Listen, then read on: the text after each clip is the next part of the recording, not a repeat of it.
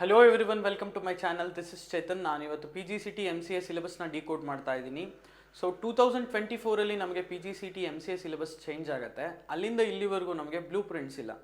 ಯಾವ ಸಬ್ಜೆಕ್ಟಲ್ಲಿ ಎಷ್ಟು ಕ್ವಶನ್ಸ್ ಬರುತ್ತೆ, ಯಾವ ಟಾಪಿಕ್ಸಿಂದ ಎಷ್ಟೆಷ್ಟು ಕ್ವಶನ್ಸ್ ಬರುತ್ತೆ ಅನ್ನೋದು ನಮ್ಗೆ ಐಡಿಯಾನೇ ಇಲ್ಲ.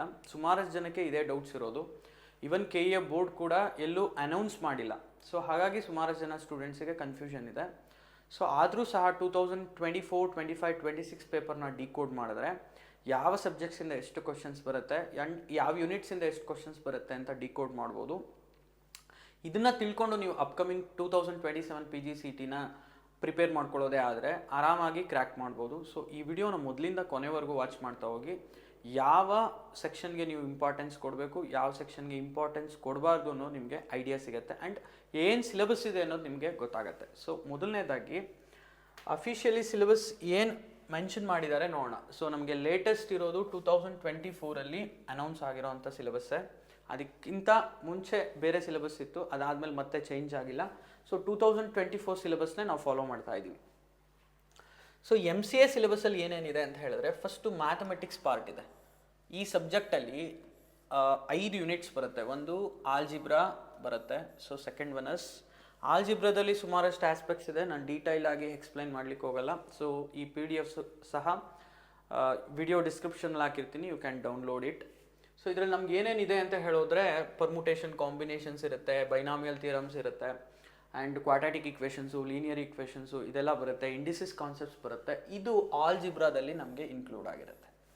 ಸೊ ಇದನ್ನು ಡೀಟೇಲ್ಡಾಗಿ ನೀವು ಒಂದ್ಸಲ ನೋಡಬೇಕಾಗತ್ತೆ. So second part is coordinate geometry. ಇದು ನಮಗೆ ಇಂಪಾರ್ಟೆಂಟ್ ಯೂನಿಟ್ ಆಗಿರುತ್ತೆ. ಇದರಲ್ಲಿ straight line, mid point, hyperbola, ellipse, parabola ಇದೆಲ್ಲ ಇನ್ಕ್ಲೂಡ್ ಆಗಿರುತ್ತೆ. ಸೊ ಫಾರ್ಮುಲಾ ಓರಿಯೆಂಟೆಡ್ ಟಾಪಿಕ್ ಆಗಿರುತ್ತೆ.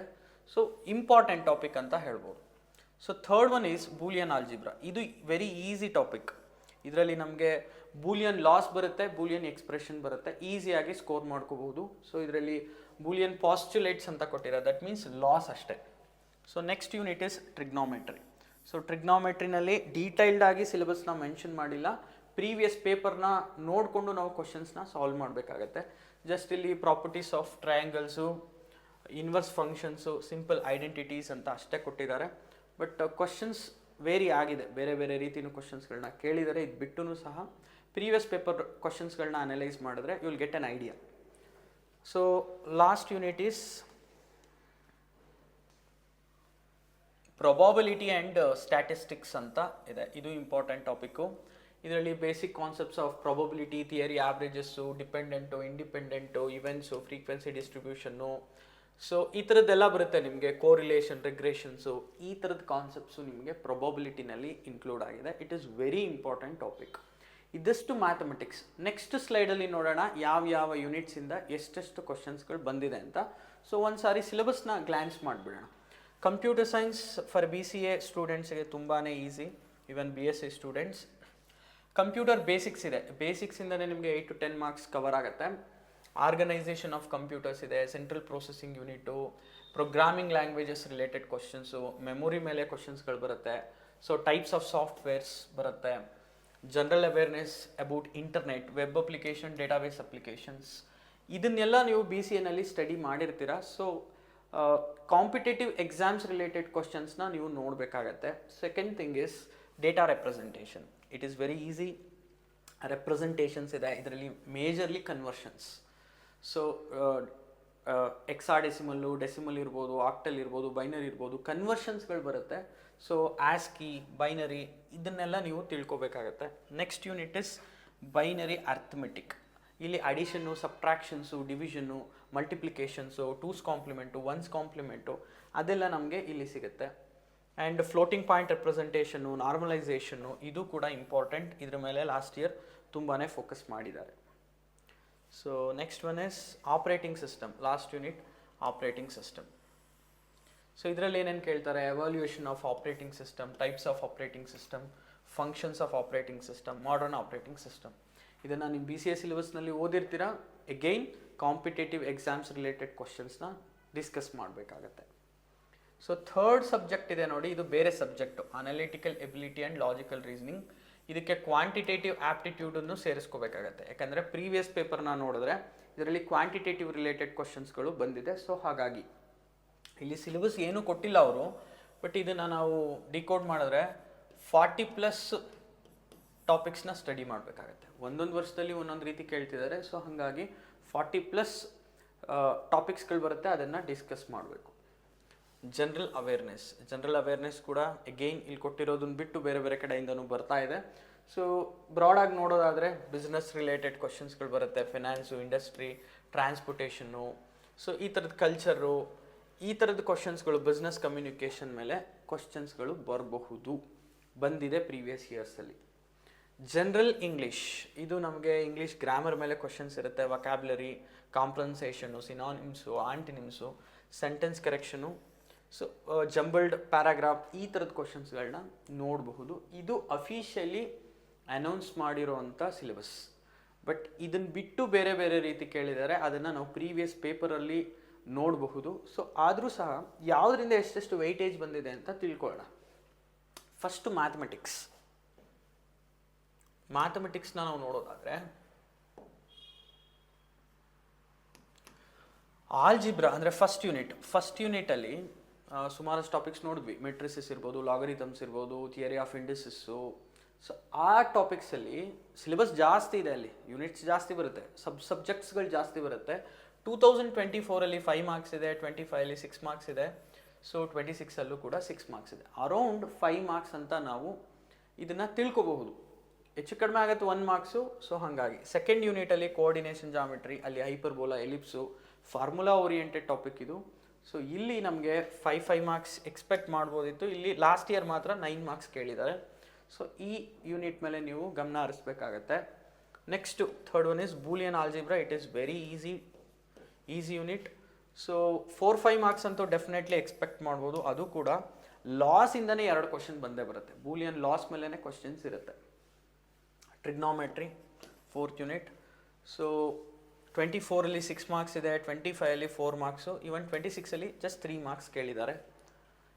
And last unit is probability and statistics. 4 marks ಇತ್ತು 24ಅಲ್ಲಿ, 25ಅಲ್ಲಿ 5 ಮಾರ್ಕ್ಸ್. ಲಾಸ್ಟ್ ಇಯರ್ ಮಾತ್ರ 7 ಮಾರ್ಕ್ಸ್ ಕೇಳಿದ್ದಾರೆ. ಸೊ ಅರೌಂಡ್ ಇದನ್ನು ನಾವು 25 ಮಾರ್ಕ್ಸ್ಗೆ ನಾವು ಕನ್ಸಿಡರ್ ಮಾಡ್ಬೋದು. ಲಾಸ್ಟ್ ಇಯರ್ ಮಾತ್ರ ಒಂದು 3-4 ಮಾರ್ಕ್ಸ್ ಜಾಸ್ತಿ ಕೇಳಿದ್ದಾರೆ. ಇದು ನಿಮಗೆ ಒಂದು ಬ್ಲೂ ಪ್ರಿಂಟಾಗಿ ವರ್ಕ್ ಆಗುತ್ತೆ, ಯಾವ್ಯಾವ ಏರಿಯಾಯಿಂದ ಯಾವ್ಯಾವ ಯೂನಿಟ್ಸಿಂದ ಎಷ್ಟೆಷ್ಟು ಕ್ವಶನ್ಸ್ ಬರುತ್ತೆ. ಇಲ್ಲಿ ಸಿಲೆಬಸ್ ಜಾಸ್ತಿ ಇದೆ, ತುಂಬ ಟೈಮ್ ಇದಕ್ಕೆ ಇನ್ವೆಸ್ಟ್ ಮಾಡಿದ್ರು ನಿಮ್ಗೆ ಬರೋದೇ 5-6 ಮಾರ್ಕ್ಸು. ಅದೇ ನೋಡಿ ಬೂಲಿಯನ್ ಆಲ್ಜಿಬ್ರಾ ಸಿಲೆಬಸ್ ತುಂಬ ಕಡಿಮೆ ಇದೆ, ಇದನ್ನು ಫೋಕಸ್ ಮಾಡಿದ್ರೆ ನಿಮಗೆ 4-5 ಮಾರ್ಕ್ಸ್ ಬರುತ್ತೆ. ಆ್ಯಂಡ್ ಟಾಪಿಕ್ಸ್ ಕೂಡ ಈಸಿ ಇದೆ. ಸೊ ಆ ರೀತಿ ನಾವು ಅನಲೈಸ್ ಮಾಡ್ಬೋದು. ನೆಕ್ಸ್ಟ್ ಸಬ್ಜೆಕ್ಟ್ಗೆ ಹೋಗೋಣ. ಕಂಪ್ಯೂಟರ್ ಅವೇರ್ನೆಸ್ಸಲ್ಲಿ ಯಾವ ರೀತಿ ಕ್ವಶನ್ಸ್ಗಳು ಬಂದಿದೆ. ಕಂಪ್ಯೂಟರ್ ಬೇಸಿಕ್ಸ್ ಮೇಲೆ 8 ಕ್ವಶನ್ಸ್, 10 ಕ್ವಶನ್ಸ್. 24, 25, 26ಅಲ್ಲಿ ಮಾರ್ಕ್ಸ್ ಡಿಸ್ಟ್ರಿಬ್ಯೂಷನ್ ಹೇಗಿದೆ. ಆ್ಯಂಡ್ ಡೇಟಾ ರೆಪ್ರೆಸೆಂಟೇಷನ್, ನಾ ಹೇಳಿದ್ನಲ್ಲ, conversions related, octal to decimal, decimal to octal. So ಆ ಥರದ್ದೆಲ್ಲ ನಮ್ಗೆ ಎಷ್ಟು ಬಂದಿದೆ ಅಂದರೆ 4-5 ಮಾರ್ಕ್ಸ್ವರೆಗೂ ಬಂದಿದೆ. 4 ತಪ್ಪಿದ್ರೆ 5 ಅರೌಂಡ್ ಅಷ್ಟಿರುತ್ತೆ. ಬೈನರಿ ಅರ್ಥಮೆಟಿಕ್ ಅಂದರೆ binary addition, subtraction, 1's complement, 2's complement, ಅದೆಲ್ಲ ನಮಗೆ ಅದು ಕೂಡ 4 to 5 ಇದೆ. ಇದರಿಂದ 4 ಮಾರ್ಕ್ಸ್ ಅಂತ ಆ್ಯಾವ್ರೇಜ್ ಗೆಸ್ ಮಾಡ್ಬೋದು. ಆಪ್ರೇಟಿಂಗ್ ಸಿಸ್ಟಮ್ ಅಗೈನ್ ಇದು ಕೂಡ 5 ಮಾರ್ಕ್ಸ್, 4 ಮಾರ್ಕ್ಸ್ ಇದೆ. ಸೊ ನೋಡಿ ಇಲ್ಲಿ ನೀವೊಂದು ಅರ್ಥ ಮಾಡ್ಕೋಬೇಕು, 20+ ಮಾರ್ಕ್ಸು ಡೆಫಿನೆಟಾಗಿ ಕೇಳ್ತಾ ಇದ್ದಾರೆ ಕಂಪ್ಯೂಟರ್ ಸೈನ್ಸಲ್ಲಿ for MCA. So this is about computer awareness. Next ಇಂಗ್ಲೀಷ್ನ ನಾವು ನೋಡೋದಾದರೆ ಆ್ಯಂಟಿನಿಮ್ಸ್ ಮೇಲೆ ಒಂದು ಕ್ವಶನ್ ಡೆಫಿನೆಟ್ ಆಗಿದೆ all the years. And synonyms ಮೇಲೂ ಒಂದು ಕ್ವಶನ್ ಡೆಫಿನೆಟ್ ಆಗಿದೆ, ಇದು ಪಕ್ಕ. ಬಟ್ ಇದು ವೊಕ್ಯಾಬ್ಯುಲರಿ ರಿಲೇಟೆಡ್ ಆಗಿರೋದ್ರಿಂದ ಗೆಸ್ ಮಾಡೋಕ್ಕಾಗಲ್ಲ ಇಂಥದ್ದೇ ಕ್ವಶನ್ ಬರುತ್ತೆ ಅಂತ, ಏನು ಬೇಕಾದರೂ ಬರ್ಬೋದು. ಇಡಿಯಮ್ಸ್ ಮೇಲೆ 2 ವರ್ಷದಲ್ಲಿ ಕೇಳಿದ್ದಾರೆ, ಲಾಸ್ಟ್ ಇಯರ್ ಕೂಡ ಕೇಳಿದ್ದಾರೆ. ಸೆಂಟೆನ್ಸ್ ಕರೆಕ್ಷನ್ ಮೇಲೆ 2 ಮಾರ್ಕ್ಸ್ ಕೇಳಿದ್ದಾರೆ, ಬಟ್ ಲಾಸ್ಟ್ ಇಯರ್ ಕೇಳಿಲ್ಲ. ಸೆಂಟೆನ್ಸ್ ಕರೆಕ್ಷನ್ ಆಗಿದೆ. ಅರೇಂಜಿಂಗ್ ಅ ಸೆಂಟೆನ್ಸ್ ಇದು ಕೂಡ 2 ಗ್ಯಾರಂಟಿಯಾಗಿ ಕೇಳ್ತಿದ್ದಾರೆ. Next fill in the blanks 2 marks, ಇದು ಗ್ರಾಮರ್ ರಿಲೇಟೆಡ್ ಇರ್ಬೋದು, ವೊಕ್ಯಾಬ್ಯುಲರಿ ರಿಲೇಟೆಡ್ ಕೂಡ ಇರ್ಬೋದು. ಪ್ಯಾಸಿವ್ ಫಾರ್ಮ್ ಕೇಳಿದ್ದಾರೆ 1 ವರ್ಷದಲ್ಲಿ. ಪ್ಯಾಸೇಜ್ ಕೇಳ್ತಾ ಬಂದಿದ್ದಾರೆ, ಡೆಫಿನೆಟಾಗಿ ಕೇಳ್ತಿದ್ದಾರೆ ಪ್ಯಾಸೇಜ್, ಇದನ್ನು ನೀವು ಫೋಕಸ್ ಮಾಡಬೇಕಾಗತ್ತೆ.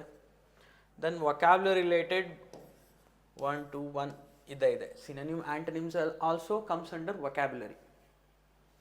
ಸೊ ದಿಸ್ ಇಸ್ ಅಬೌಟ್ ಈ ರೀತಿಯಾಗಿ ಕ್ವಶನ್ಸ್ಗಳು ಪ್ರೀವಿಯಸ್ ಇಯರಲ್ಲಿ ಕೇಳ್ತಿದ್ದಾರೆ. ನೆಕ್ಸ್ಟ್ ಜನರಲ್ ನಾಲೆಡ್ಜ್, ಇದು ಮೇಜರ್ಲಿ ಇಂಪಾರ್ಟೆಂಟ್, ಬಟ್ ಗೆಸ್ ಮಾಡೋಕ್ಕಾಗಲ್ಲ.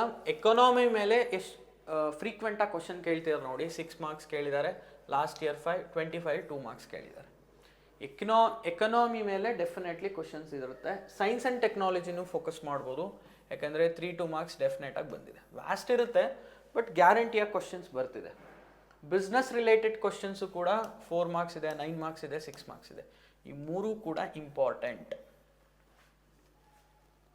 ನೆಕ್ಸ್ಟು ಟ್ರಾನ್ಸ್ಪೋರ್ಟ್ ರಿಲೇಟೆಡ್ ಒಂದು ಕ್ವಶನ್ ಇದೆ, ಅವಾರ್ಡ್ಸ್ ರಿಲೇಟೆಡ್ ಒಂದು ಕ್ವಶನ್ನು, ಪರ್ಸ್ನಾಲಿಟಿ ಒಂದು ಕ್ವಶನ್ ಕೇಳಿದ್ದಾರೆ, ಅಂದರೆ ಯಾರು ನಮ್ಮ CJ ಯಾರು, ಮಿನಿಸ್ಟ್ರೀಸ್ ಮೇಲೆ ಕ್ವಶನ್ ಕೇಳ್ಬೋದು, ರೀಸೆಂಟ್ ಅಪಾಯಿಂಟ್ಮೆಂಟ್ಸ್ ಮೇಲೆ ಕೇಳ್ಬೋದು. ಸೊ ಅದು ಪರ್ಸ್ನಾಲಿಟೀಸ್. ಕಲ್ಚರ್ ರಿಲೇಟೆಡ್ ಕ್ವಶನ್ಸ್ ಕೇಳ್ಬೋದು, ಅಂದರೆ ಡ್ಯಾನ್ಸಸ್ ಇರ್ಬೋದು, ಫೆಸ್ಟಿವಲ್ಸ್ ಇರ್ಬೋದು, ಆ ಥರದ ಕ್ವಶನ್ಸ್ಗಳು ಬರ್ಬೋದು. ಇದೆಲ್ಲ ಕಮ್ಸ್ ಅಂಡರ್ ಸ್ಟ್ಯಾಟಿಕ್ GK ಬರುತ್ತೆ. ಕರೆಂಟ್ ಅಫೇರ್ಸ್ ನೋಡಿ, 2 ಮಾರ್ಕ್ಸ್ ಕೇಳಿದ್ದಾರೆ, 25 ಮಾತ್ರ 5 ಮಾರ್ಕ್ಸ್ ಕೇಳಿದ್ದಾರೆ, ಲಾಸ್ಟ್ ಇಯರು 2 ಮಾರ್ಕ್ಸ್ ಕೇಳಿದ್ದಾರೆ.